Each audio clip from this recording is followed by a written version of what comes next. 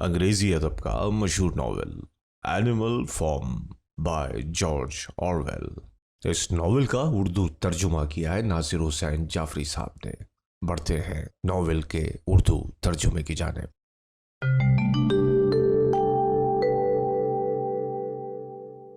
جنگ دوم، پنچکی کی جنگ۔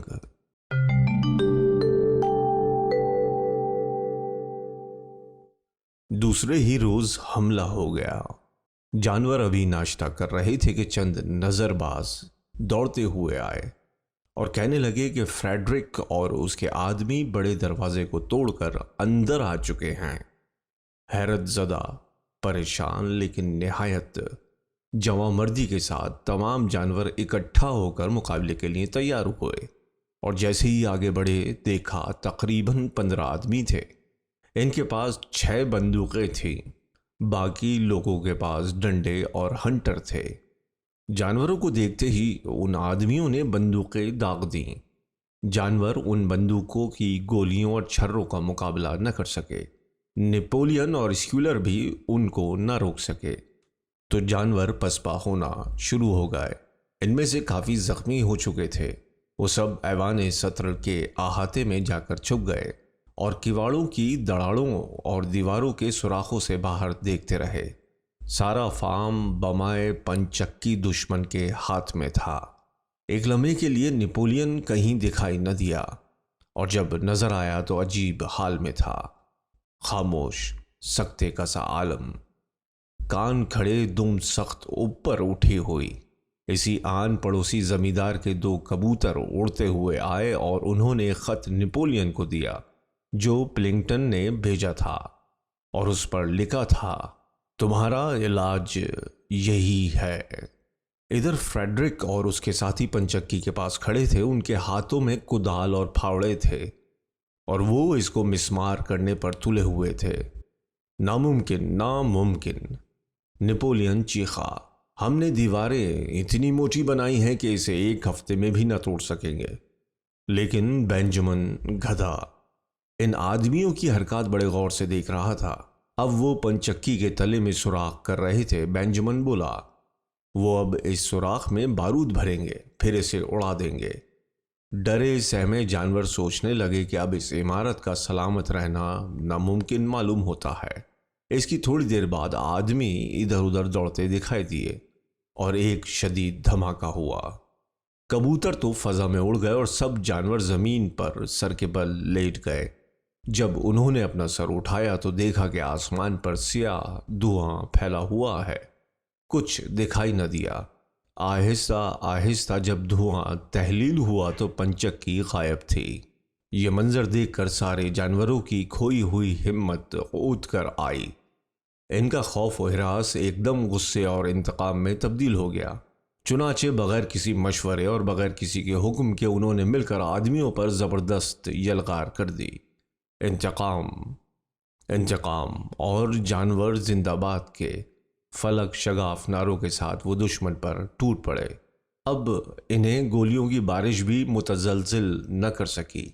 یہ شدید اور سخت جنگ تھی، یہ گھمسان کا رن اور غضب کی لڑائی۔ آدمیوں نے بار بار فائر کیے، اور پھر بھی جب جانور ان پر چڑھ بیٹھے تو وہ ڈنڈوں، لاٹھیوں اور ہنٹروں سے مارتے۔ 1 گائے، 2 بطخیں اور 3 بھیڑیں ڈھیر ہو گئیں۔ بے شمار جانور زخمی ہوئے۔ خود نیپولین جو عقب سے کمان کر رہا تھا زخمی ہوا۔ ادھر یہ آدمی بھی نہ بچ سکے۔ 3 آدمیوں کی کھوپڑیاں پھٹ گئیں۔ باکسر کی 2 لتیوں سے کئی آدمیوں کے ہاتھ ٹوٹ گئے۔ گائے کے سینگوں سے کسی کا پیٹ پھٹ گیا اور انتڑیاں باہر نکل پڑیں، اور آخر میں وہ 11 کتے جو نیپولین کے باڈی گارڈ تھے ایک دم جھپٹے اور آنکھ جھپکتے ہی آدمیوں کے جسموں میں دانت گاڑ دیے اور سارے جسم کو بھبوڑ کھائے۔ آدمیوں میں اتنا خوف و ہراس پھیلا کہ وہ بھوکلا گئے اور ایک دوسرے کو پھاندتے کچلتے، کانٹوں کی باڑ میں الجھتے، خونم خون، زخمی لنگڑاتے صرف جان بچانے کے لیے بھاگنے لگے، اور اس قدر بے تحاشا بھاگے کہ باہر کے پھاٹک سے نکل کر ہی دم لیا اور اسے ایک دم بند کر لیا۔ جانوروں نے سمجھ لیا کہ وہ آدمی ڈر کر بھاگے ہیں اور واپس نہیں آ سکتے، اس لیے ان کا تعاقب کرنا فضول سمجھا۔ ان کے بدن سے خون بہہ رہا تھا۔ ان کو فتح تو حاصل ہوئی، لیکن اتنی آسانی سے نہ ہوئی جتنی آسانی سے گو خانے کی جنگ میں ہوئی تھی۔ زخم خوردہ اور غمزدہ، تھکے ہوئے لیکن کامیاب و فتح یاب جانور آہستہ آہستہ حیوان منزل کی طرف لوٹے اور راستے میں اپنے ساتھیوں کی موت اور ان کے مردہ جسموں کو زمین پر پڑے دیکھ کر رونے لگے۔ چلتے چلتے وہ پنچکی کے پاس آ کر ٹھہر گئے، لیکن وہاں پنچکی کہاں تھی؟ ان منحوس آدمیوں نے تو اس کا نام و نشان بھی مٹا دیا تھا۔ ان کی برسوں کی محنت کا پھل ٹوٹ چکا تھا، اس کی بنیادیں تک باقی نہ رہی تھیں، اور اگر اسے پھر سے بنانے کے بارے میں سوچا بھی جائے تو اس کے پتھر اب دوبارہ استعمال کے لائق نہ رہے تھے۔ وہ بڑے بڑے پتھر چکنا چور ہو چکے تھے اور بارود کے دھماکوں نے ان کو سینکڑوں گز دور پھینک دیا تھا۔ ایسا لگتا تھا کہ یہاں کبھی پنچکی تھی ہی نہیں۔ اور جب یہ سب جانور اپنے تھان پر پہنچے تو دیکھا کہ اسکیولر جو لڑائی کے وقت سے غائب تھا اچھلتا کودتا آ رہا ہے۔ اس کی دم اٹھی ہوئی تھی اور وہ بے حد مطمئن دکھائی دے رہا تھا۔ جب جانوروں نے حیوان محل کی طرف سے بندوق چلنے کی آواز سنی تو باکسر نے اسکیولر سے پوچھا، یہ بندوق کیوں چلائی؟ اسکیولر نے کہا، فتح کی خوشی منانے کے لیے۔ باکسر نے پوچھا، کیسی فتح؟ اس کے گھٹنے سے خون بہہ رہا تھا، ایک کھر ٹوٹ گیا تھا، دوسرا بیچ سے پھٹ گیا تھا اور ران میں تقریباً درجن بھر چھرے لگے تھے۔ دوستو، اسکیولر نے کہا، ہم نے دشمن کو اپنی پاک سرزمین سے پسپا نہیں کر دیا ہے کیا؟ لیکن آدمیوں نے ہماری پنچکی تباہ و برباد کر دی جو ہم نے 2 سال میں تیار کی تھی۔ کیا ہوا؟ اسکیولر بولا، ہم دوسری پنچکی بنا لیں گے، ہم 6 پنچکیاں بنا لیں گے اگر ہم چاہیں۔ دشمن نے اس سرزمین پر قبضہ کر لیا تھا جس پر ہم کھڑے ہوئے ہیں، اور شکر کا مقام ہے کہ کامریڈ نپولین کی سربراہی اور بہادری سے ہم نے اب اس کا ایک ایک انچ فتح کر لیا ہے۔ تو گویا ہم نے صرف وہی فتح کیا ہے جو پہلے ہی ہمارا تھا۔ یہی تو اصل فتح ہے، یہی ہماری جیت ہے۔ باکسر کے جسم میں چھرے سخت تکلیف دے رہے تھے، لیکن وہ پھر بھی مستقبل کے بارے میں سوچ رہا تھا کہ پنچکی کو اب پھر سے بنانا ہوگا، بنیاد بھرنی ہوگی، پہلے سے بھی زیادہ موٹی دیواریں بنانا ہوں گی، پتھر کان سے نکالنا پڑے گا، سیمنٹ اور لوہے کی ضرورت ہوگی۔ انہی خیالات میں الجھا ہوا تھا کہ ایک دم اسے خیال آیا کہ وہ اب 11 برس کا ہو چکا ہے، اور اب اتنا خون بہہ جانے اور زخمی ہونے کے بعد شاید اس کے بازوؤں میں وہ پہلی سی طاقت بھی نہیں رہی تھی۔ جب جانوروں نے توپ چلنے کی آواز سنی اور قومی پرچم لہراتے دیکھا، اسکیولر اور سب سے آخر میں کامریڈ نپولین کی تقریر سنی جو ان کی جنگی کامیابی کے بارے میں تھی، اور ہر طرف سے فتح کی مبارکبادیاں سنائی دیں، تو ان کو ایسا لگا کہ واقعی انہوں نے بہت بڑی جنگ جیتی ہے۔ جو جانور لڑائی میں قتل ہوئے تھے ان کو نہایت پروقار طریقے سے گاڑی پر رکھ کر بڑے میدان میں لے گئے۔ باکسر اور کلوور نے گاڑی کھینچی، نپولین نے جلوس کی رہنمائی کی، تمام سور اور کتے سوگ کا لباس پہنے ہمراہ چلے، میدان میں پہنچ کر مردوں کو دفن کیا، ہر قبر پر کدبے لگائے گئے اور ایک پودا نصب کیا گیا۔ پورے 3 دن تک تقریبیں ہوتی رہیں، گانے ہوئے، تقریریں ہوئیں، کھیل ہوئے، توپیں چلائی گئیں، ہر جانور کو ایک ایک سیب انعام دیا گیا، ہر چڑیا، ہر کبوتر، ہر مرغی اور ہر بطخ کو انعام میں دگنا دانہ ملا، اور ہر کتے کو 2 بسکٹ دیے گئے۔ بعد میں اعلان ہوا کہ اس جنگ کو پنچکی کی جنگ سے یاد کیا جائے گا۔ نواب آف سبز باغ کا خطاب خود نپولین نے اپنے لیے پسند کیا۔ کچھ سوروں اور کتوں کو بھی خطابات اور تمغے دیے گئے۔ ان تمام ہنگاموں میں جعلی نوٹوں کا معاملہ کھٹائی میں پڑ گیا، اور کسی کو اب اس کا نام لینا بھی یاد نہ رہا۔ ایک رات حیوان منزل سے زور زور سے گانے کی آوازیں آئیں۔ جانور انگلستان کے ترانہ نہایت ترنم کے ساتھ گایا جانے لگا۔ پھر ہنسی اور قیقئی کی آوازیں بھی آئیں۔ جانور حیرانی سے اس طرف دیکھنے لگے تو دور سے حیوان محل کی ایک بالکنی میں نپولین کو دیکھا، جو جونز کا بولر ہیٹ پہنے دونوں پچھلے پیروں پر کھڑا ہو کر گلاس سے کچھ پی رہا تھا۔ بس تھوڑی سی دیر میں وہ غائب بھی ہو گیا۔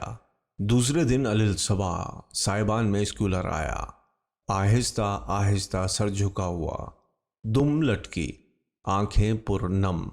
اس نے تمام جانوروں کو اکٹھا ہونے کو کہا اور جب وہ جمع ہو گئے تو بولا، آج میں تمہیں ایک خاص خبر سنانے کے لیے یہاں اس وقت آیا ہوں۔ وہ یہ ہے کہ کامریڈ نپولین مر رہا ہے۔ بھرے مجمع میں سے ایک درد انگیز چیخ نکلی۔ پھر اسکولر نے کہا کہ نپولین نے آخری حکم یہی دیا ہے کہ اگر کوئی جانور شراب پیے گا تو اس کی سزا موت ہوگی۔ سائبان سے حیوان محل تک بھوسا بچھا دیا گیا اور سارے جانور آہستہ آہستہ خاموشی کے ساتھ نپولین کی عیادت کو جانے لگے۔ ان کی آنکھوں سے آنسو رواں تھے۔ ایک دوسرے سے کہتے جاتے تھے کہ اگر ہمارا لیڈر ہم سے جدا ہو گیا تو پھر ہم کیا کریں گے۔ یہ افواہ بھی اڑی کہ سنو بال نے نپولین کے کھانے میں زہر ملا دیا تھا۔ بات دراصل یہ ہوئی تھی کہ گزشتہ رات کو جونز کے تہہ خانے میں اس کا رکھا ہوا ایک وسکی کا بکس ملا تھا اور اس کو پی کر سب سور داد عیش دے رہے تھے۔ نپولین کو خوش آمدیوں نے کچھ زیادہ ہی پلا دی، اس لیے وہ ہوش و حواس کھو بیٹھا تھا۔ اسکولر نے سمجھا کہ یہ مر رہا ہے، لیکن یہ تو صرف نشہ دو آتشہ تھا۔ دھیرے دھیرے اترنے لگا۔ چنانچہ دوسرے ہی روز پھر اسکولر نے آ کر سب جانوروں کو بتایا کہ آج نپولین کی حالت بہت بہتر ہے اور وہ تم سب کا اس کی بیماری میں عیادت کرنے اور اس کے دکھ میں شریک ہونے کا شکریہ ادا کرتا ہے۔ شام تک نپولین پھر کام کرنے کے قابل ہو گیا اور حسب معمول کارہائے ریاست و سیاست میں مشغول ہو گیا۔ اب سب سے پہلے اس نے ومپر کو بلا کر ہدایت دی کہ وہ شراب کشید کرنے کے بارے میں کچھ کتابیں اور سامان شہر سے لا دے، اور حکم دیا کہ وہ گوشائے ارض جس کو صرف عمر رسیدہ اور پینشن یافتہ جانوروں کے لیے وقف کر کے خالی چھوڑ دیا گیا تھا، اب جو کی کاشت کے لیے فوراً تیار کیا جائے۔ تقریباً اسی دوران ایک عجیب واقعہ پیش آیا جسے کوئی بھی سمجھ نہ سکا۔ ایک رات کو تقریباً 12 بجے میدان سے ایک دھماکے کی آواز سنی۔ تمام جانور باہر نکل آئے۔ چاندنی رات تھی۔ اس دیوار کے نزدیک جس پر 7 احکامات لکھے ہوئے تھے ایک سیڑھی پڑی تھی، قریب میں ایک لالٹین بھی، اور وہاں اسکولر مبہوت شکل بنائے منہ لٹکائے کھڑا تھا۔ کتے اس کے چاروں طرف تھے، جو کچھ دیر بعد اسے بحفاظت حیوان محل میں لے گئے۔ کوئی جانور بھی کچھ نہ سمجھ سکا کہ یہ کیا ہوا۔ بوڑھے بینجمن گدھے نے صرف اپنی تھوتنی ہلائی۔ ایسا لگا کہ وہ سب کچھ سمجھ گیا لیکن کچھ کہے گا نہیں۔ لیکن جب موریل نے 7 احکامات پر نظر ڈالی اور ان کو پڑھا تو محسوس کیا کہ وہاں ایک حکم تھا جس کو غالباً جانوروں نے غلط یاد کر لیا تھا۔ وہ 5واں حکم تھا، کوئی جانور شراب نہ پیے گا۔ لیکن یہ تو اب اس طرح لکھا تھا کہ کوئی جانور حد سے زیادہ شراب نہ پیے گا۔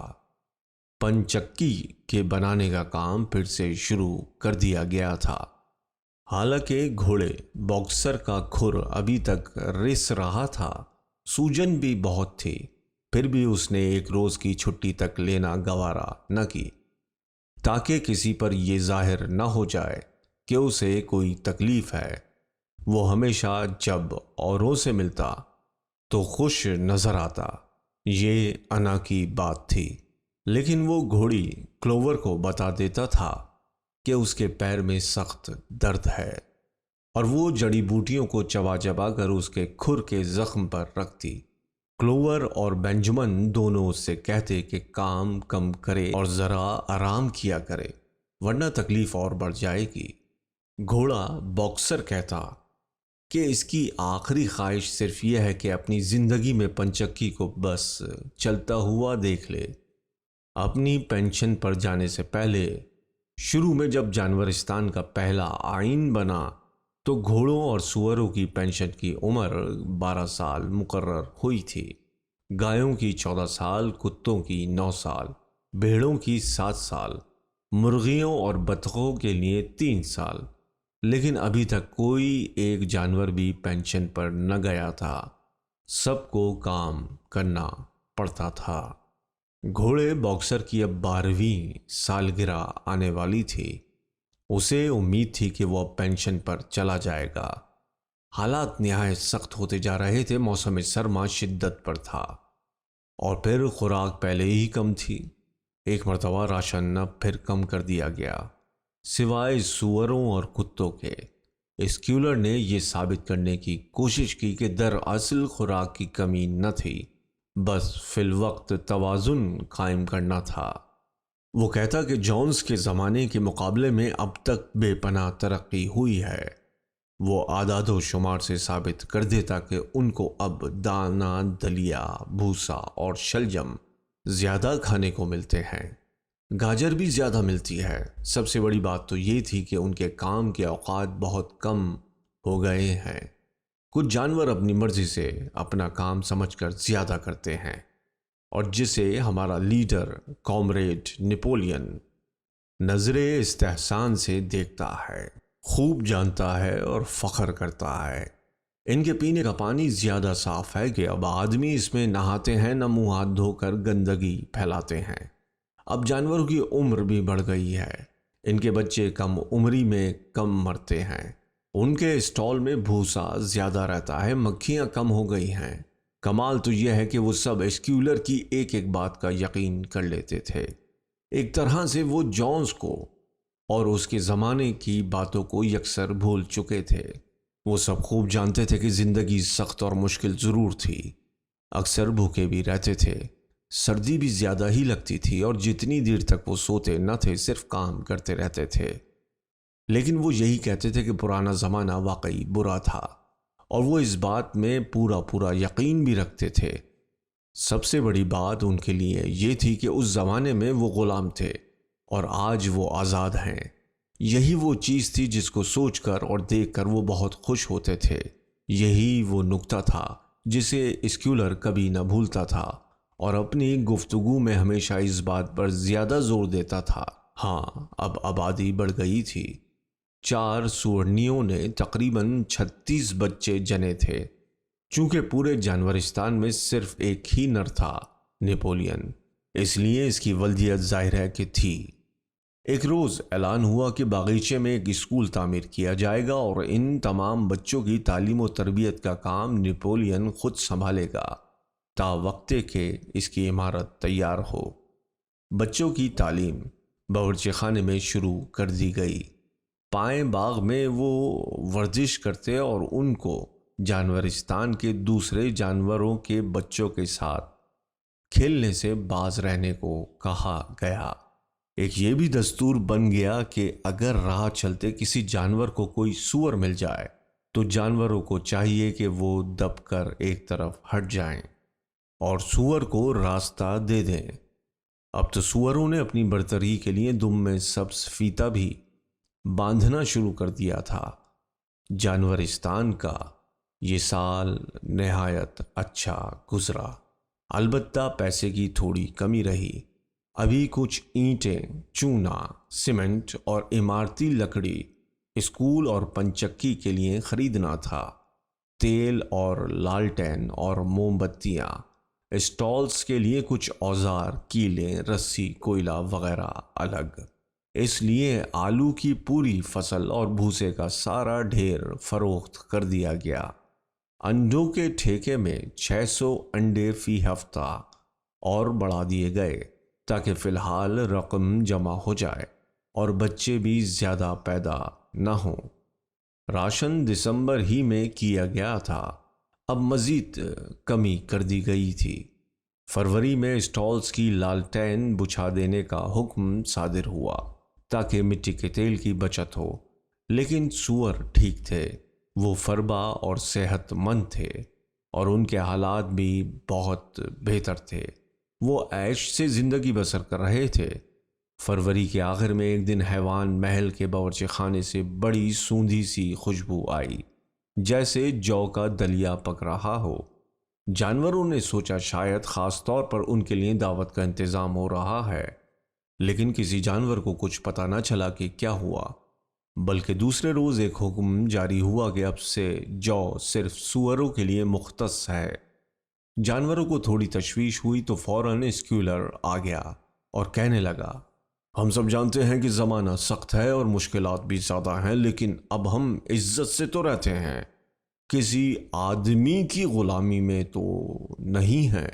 اب جونز کے زمانے کے مقابلے میں زیادہ نغمے گاتے ہیں، ترانے گاتے ہیں، تقریریں کرتے ہیں، بحث و مباحثے میں حصہ لیتے ہیں، اپنے جلسے کرتے ہیں، جلوس نکالتے ہیں۔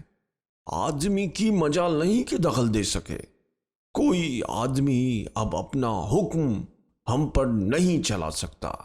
اب ہم کسی کے فرما بردار نہیں ہیں، ہم سب تو اپنی رائے سے اپنے وزیروں اور صاحب صدر کو بھی چن سکتے ہیں۔ ہم جانتے ہیں کہ کامریڈ نپولین کو تم سب نے اتفاق رائے سے اپنا صدر خود ہی چنا ہے، جو تمہاری ہر مشکل کو حل کرنے میں آج بھی جی جان سے لگے ہوئے ہیں۔ اپنی نیند، اپنا آرام سب جانوروں کے لیے وقف کر دیا ہے۔ ہمیشہ خندہ پیشانی سے پیش آتے ہیں۔ حیوانیت کے فروغ کے لیے پوری قوم کو تیار کرنے میں خاصی دلچسپی لیتے ہیں، بلکہ میں کہوں گا اصل حیوانیت ہی ان کی دل کی پہلی اور آخری تمنا ہے۔ اسکیولر نے پھر کہا کہ کامریڈ نپولین نے حکم دیا ہے کہ اب ہر اتوار کو اجتماع ہوا کرے گا، جسے اپنی مشکلات پر قابو پانے اور کامیابیاں حاصل کرنے کا مظہر سمجھا جائے گا۔ ایک مقررہ وقت پر تمام جانور اپنا اپنا کام چھوڑ کر فوجی قواعد کے مطابق جانورستان کے گرد چکر لگایا کریں گے۔ سور آگے، پھر گھوڑے، پھر گائیں، بھیڑیں، بطخیں اور مرغیاں سبھی ہوں گی، اور کتے جلوس کی نگہبانی کریں گے۔ سب سے آگے کو کریل نقیب ہوگا۔ کلوور اور باکسر سبز رنگ کا فوجی جھنڈا لے کر چلیں گے، جس پر سینگ اور کھر کا نشان بنا ہوگا اور کامریڈ نپولین زندہ باد لکھا ہوگا۔ نظمیں اور قصیدے پڑھے جایا کریں گے جو خاص طور پر منیمس لکھا کرے گا، اور فوراً ہی ان احکامات پر عمل درآمد شروع کر دیا گیا۔ کچھ جانور جب دیکھتے کہ کوئی کتا آس پاس نہیں ہے تو آہستہ سے اپنے ساتھی سے کہتے کہ یہ فوری اجتماعات تو محض تضییع اوقات ہے، اور اس سردی میں گھنٹوں کھڑے رہنا تکلیف دہ اور عبث بھی ہے۔ عین اسی وقت بھیڑیں اپنا راگ چھیڑ دیتی ہیں، چار پیر اچھے، دو پیر ہیں خراب، ہیں چار پیر اچھے، دو پیر ہیں خراب۔ جانور بہرحال خوش تھے، یہ سوچ کر کہ وہ خود مالک ہیں اور جو کام بھی وہ کرتے ہیں اپنا ہوتا ہے اور خود ان کے اپنے مفاد میں ہوتا ہے۔ نغموں، ترانوں، جلسے جلوسوں، توپوں کی گرج کو کریل کی نقابت، جھنڈیوں کے لہرانے اور پھریروں کے پھیلنے سے، اور اسکیولر کے اعداد و شمار کے ثابت کرنے سے کہ کتنی 100% ترقی ہوئی ہے اور حالات کا رخ روز بروز بہتری کی جانب مڑ رہا ہے، وہ جانور اس بات کو بالکل بھول جاتے کہ ان کے پیٹ خالی ہیں، ان کی ہڈیاں نکل آئی ہیں، ان کی کھال میں جھریاں پڑ چکی ہیں۔ چاہے یہ سوچ بہت ہی کم وقفے کے لیے ہوتی، مگر ایسا ہوتا تھا۔